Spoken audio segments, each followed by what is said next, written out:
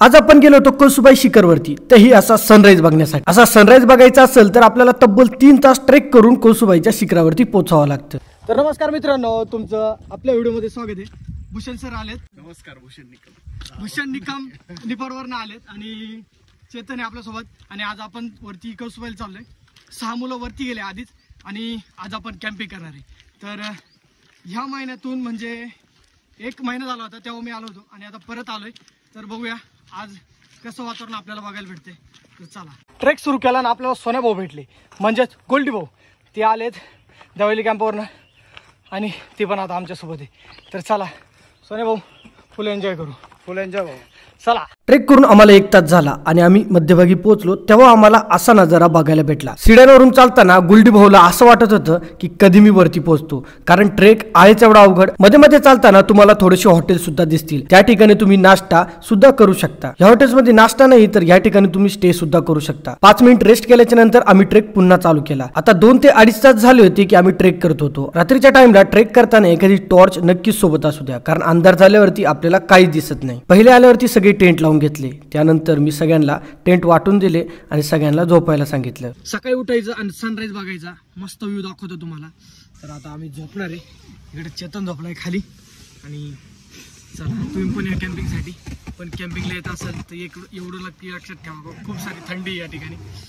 आम्ही झोपतो, तुम्ही पण झोपा। Bye bye. सकाळी उठलो आणि आपल्याला असा ब्युटिफुल नजारा बघायला भेटला। हे बघून असं वाटलं की खरं 3 तास ट्रेक करून वरती आल्यावरती एवढा सुंदर नजारा जर बघायला भेटत असेल तर 3 तास ट्रेक काहीच नाहीये। तर मित्रांनो, समोर बघताय तुम्ही किती ब्युटिफुल व्ह्यू आहे। म्हणजे अजून सनराइज नाही झालाय आणि तरी सुद्धा वातावरण एकदम मस्त दिसतंय।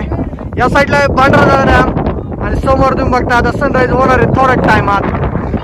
भरपूर सारी गर्दी आहे आणि इकडे गोल्डी भाऊ आणि चेतन फुल ऑन फायर। वरती बघू शकता किती लोक बसलेत, खतरनाक। तर मला पण वाटतंय की तुम्ही आले पाहिजे कळसुबाईसाठी। येताना थंडी भरपूर आहे, एवढं लक्षात ठेवा।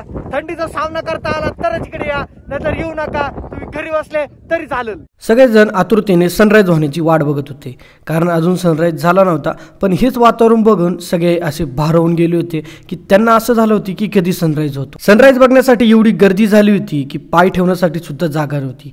सगळेजण आपली आपली जागा धरून बसले होते। तुम्हाला सुद्धा कळसुबाई ट्रेकिंगसाठी यायचं असेल तर तुम्ही ट्रेक प्लॅन मुंबई आणि पुणेवरनं जॉईन करू शकता। बाकी डिटेल तुम्हाला डिस्क्रिप्शन मध्ये मिळतील। आणि तुम्हाला कॅम्पिंग बुकिंग सुद्धा हवी असेल तर कॅम्पिंग बुकिंग सुद्धा तुम्हाला नक्कीच मिळेल। तुम्ही आपल्याला कॉन्टॅक्ट करून आपले कॅम्पिंग बुकिंग आणि ट्रेकिंग बुकिंग करू शकता। महाराष्ट्राचं माउंट एव्हरेस्ट म्हणजे कळसुबाई शिखर। तुम्ही या ठिकाणी प्री मान्सून किंवा एंड मान्सूनला जरी आले तरी या ठिकाणी तुम्हाला याच्यापेक्षाही सुंदर नजारे नक्कीच बघायला भेटेल। आपण जर प्रत्येक ऋतूमध्ये या ठिकाणी आलो तर आपल्याला वेगळाच अनुभव प्रत्येक ऋतूमध्ये नक्कीच अनुभवायला भेटेल। नवरात्रामध्ये या ठिकाणी खूप सारे भक्त भाविक दर्शनासाठी येत असतात, त्यामुळे नवरात्रामध्ये तुम्हाला 9 दिवस या ठिकाणी खूप सारी गर्दी बघायला भेटेल। कळसुबाई शिखरवरती तुम्ही प्री मान्सून आणि एंड मान्सून मध्ये नक्कीच व्हिजिट केलं पाहिजे आणि अशा विंटर मध्ये सुद्धा आल्यावरती तुम्हाला असे नजारे नक्कीच बघायला भेटतील। या ठिकाणी आम्ही रात्रीची कॅम्पिंग केली होती, तुम्ही बघू शकता। ही लोकेशन आहे आपली कॅम्पिंग साठी। तर आपण वरती टॉप वरती कॅम्पिंग देत असतो, तर नक्की व्हिजिट करा। तर चला मित्रांनो, आज व्हिडिओ एडिट होतो, तुम्ही सुद्धा लवकर कळसुबाईसाठी या आणि असा सनराइज बघा। तर चला भेटू आपण आपल्या पुढच्या व्हिडिओ मध्ये। चॅनल वरती नवीन असाल तर चॅनल सबस्क्राईब करा आणि येणाऱ्या सर्व व्हिडिओसाठी बेल आयकॉन प्रेस करा आणि या विक्रोळीकरांसाठी आपल्या चॅनल लाईक करा, सबस्क्राईब करा। भेटू आपण आपल्या पुढच्या व्हिडिओ मध्ये। बाय।